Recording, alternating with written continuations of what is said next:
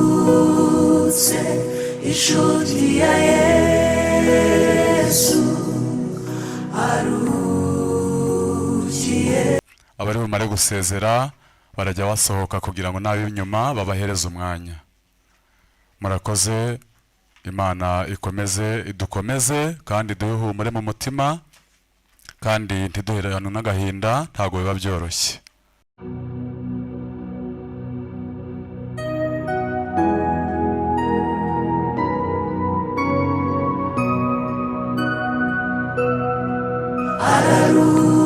Ararutse inshuti ya Yesu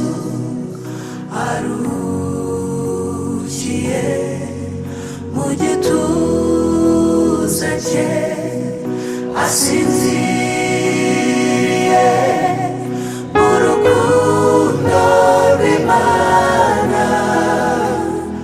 Ararutse ararutse. Umukunzi w'Umwami Yesu, impumuro nziza ya Kristo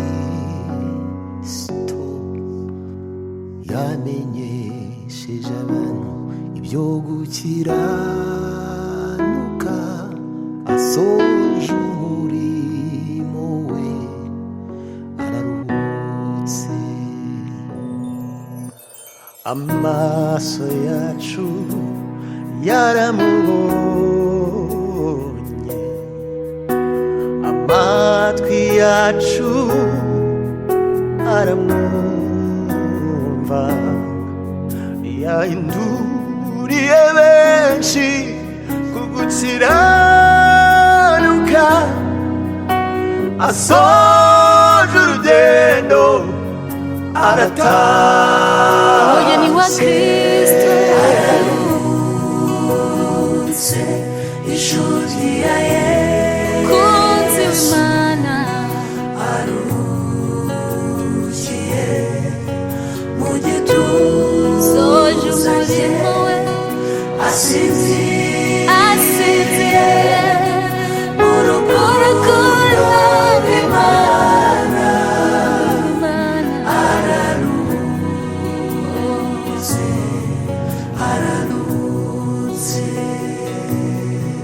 Ubuzima bwe n'ubutumwa n'igihamya cy'uko yabanye n'Imana, n'urwandiko rwiza yatwandikiye tuzahora dusoma. Ararutse. Ubuzima bwe n'ubutumwa n'igihamya cy'uko yabanye n'Imana, n'urwandiko rwiza yatwandikiye tuzahora dusoma. Ararutse soje imirimo ye, ararutse inshuti ya Yesu arukiye mu gituza cye asinziriye mu rukundo rw'Imana. Ararutse ararutse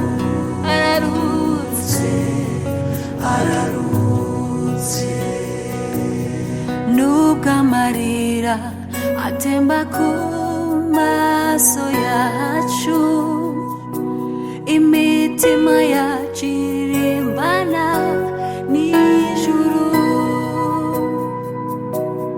kubw'ihumure duhabwa na Kristo, ko n'urupfu rutadutanya nawe. Araruhumurizwa na Kristo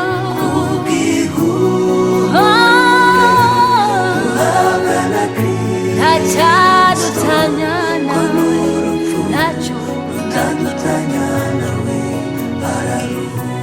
tuzahumurizwa na Yesu duhabwa na Kristo ko n'urupfu rutandukanya nawe araruzi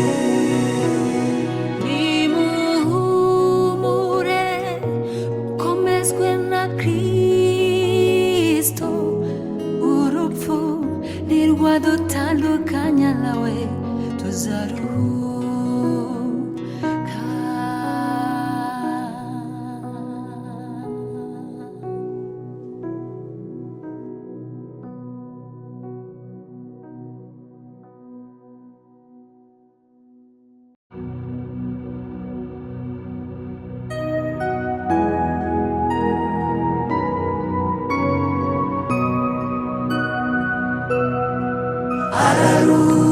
ararutse inshuti ya Yesu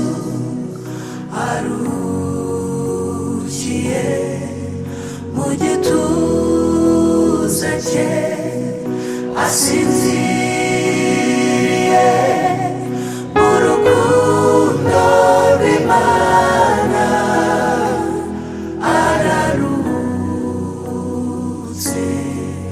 ararutse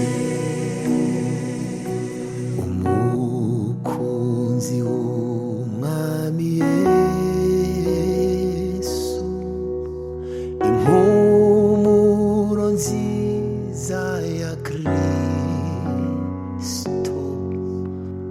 yamenyesheje abantu ibyo gukiranuka asoje umurimo we araruhutse amaso yacu yaramubonye amatwi yacu aramwumva yahinduriye benshi ku gukiranuka asoje urugendo arataha umugeni wa Kristo ararutse inshuti ya Yesu kunzi w'Imana arukiye mu gituza soje umurimo we asinziriye mu rukundo rw'Imana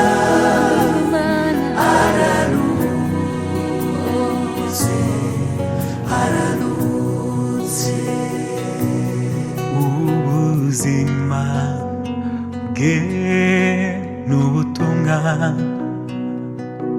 n'igihamya cy'uko yabanye n'Imana n'urwandiko rwiza yatwandikiye tuzahora dusoma ararutse ubuzima bwe n'ubutumwa n'igihamya cy'uko yabanye n'Imana